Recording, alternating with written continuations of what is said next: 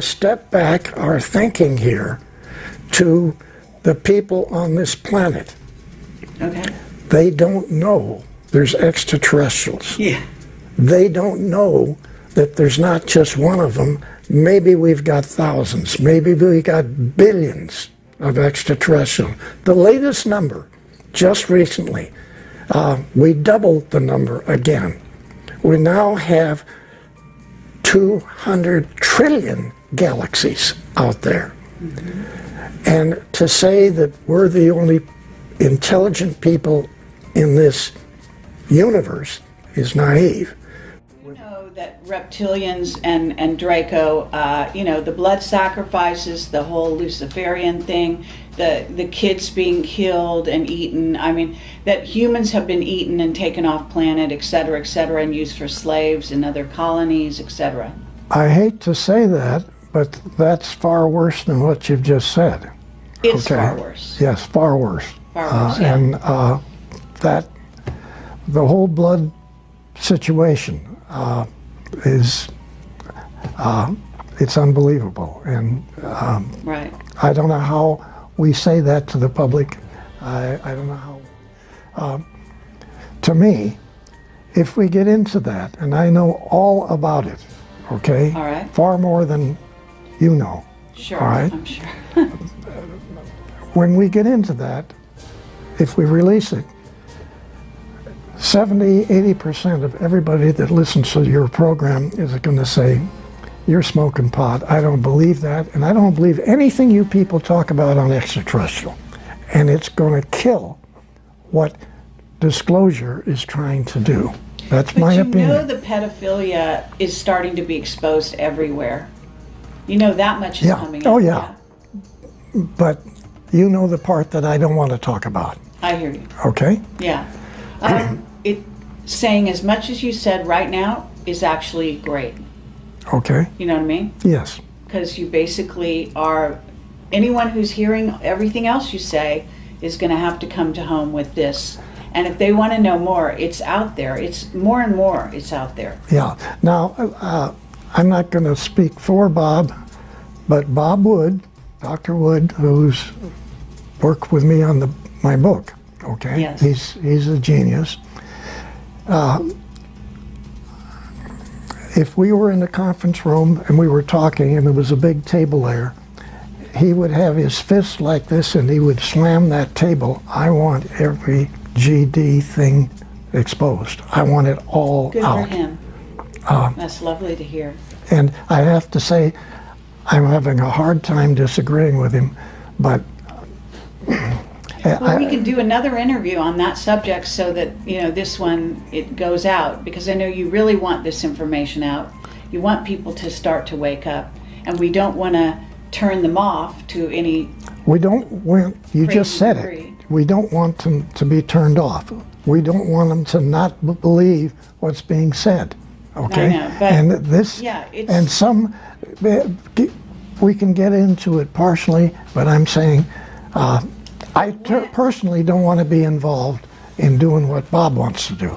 It's too heavy. I think it's going to really hurt getting more people to get involved in this subject. Okay? They're going to say that Bill Tompkins is smoking pot. I don't believe one damn word. I don't want to hear about any of this.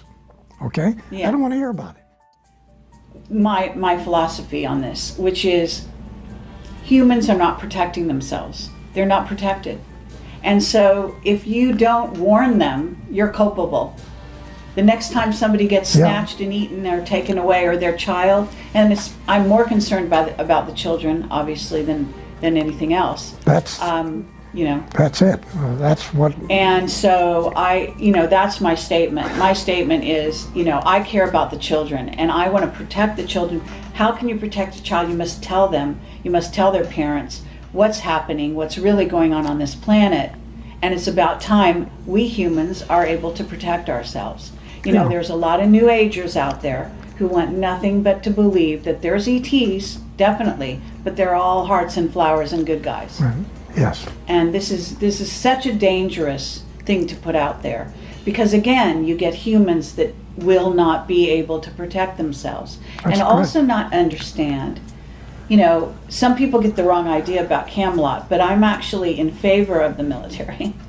I know it sounds crazy, but I actually understand that we have a lot of military that are putting their lives on the line, Yes. in a daily basis, to protect humans that have absolutely no idea that they're in danger.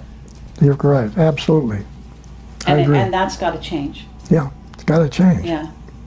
So, you know, I realize that people have no idea what a brave man you are. Oh. You are, I mean, no, I just wanted the statement made on my interview here that the courage that it takes to actually do what you're doing right now is phenomenal. Really it is. See, I can get away with this because I'm a journalist and I can say anything and people will say, she's crazy, and just not listen. But someone with your stature, you know, with your reputation and your documentation and where you were and where you come from and all of that, this is substantial. I don't think people can ignore you. I don't think they can. Well, I sure hope they don't, because frankly, we need help. Yeah. We need everybody involved in this. That's not a lie. We need help. Yes. The Navy had been involved with the German facilities in Antarctica and the Draco reptilian facilities in caverns in the Antarctica. And you have Draco reptilian guys running your governments Right. of every country on your planet. Of every government. There you go. Wow. That's quite a statement. I Does mean, that answer your question? I'm sorry. It's not what we want to hear. When we got to the moon, we found out a lot of surprises, okay? The Draco reptilians were already there. And we knew because we had probes when we went, non-manned probes that we sent around the moon. So we knew there were facilities on the backside. We knew a whole lot that people didn't talk about. But we were in a position where this moon is not a moon, okay? It's not your moon in the first place. Actually, this is not your planet. This is their laboratory, okay? Right. Okay, the Dracos, you mean, or the reptilians? Draco reptilian slash Okay. reptilian. And I'm going to ask you what they all look like and all that, you know, at some point. Okay. Because I know. Okay, let's get to when it was it Neil Armstrong landed on the moon, and he said that thing that you heard him say, and Michael wants to get real specific about this. So basically, there were 7 huge craft there, and you said on one of the shows out there, you said that the reptilians actually showed up beneath their craft and they gave the finger. Okay, they were parked around the side of the crater. Yeah. Okay, they were not parked on it; they were Right. floating above it. Okay, yeah. So there were hundreds of these 9-foot reptilian guys standing with their legs. Hundreds. Yeah, they were all the way across the underneath their vehicles, Okay, standing so on the 9 crater. feet, and what do they look like?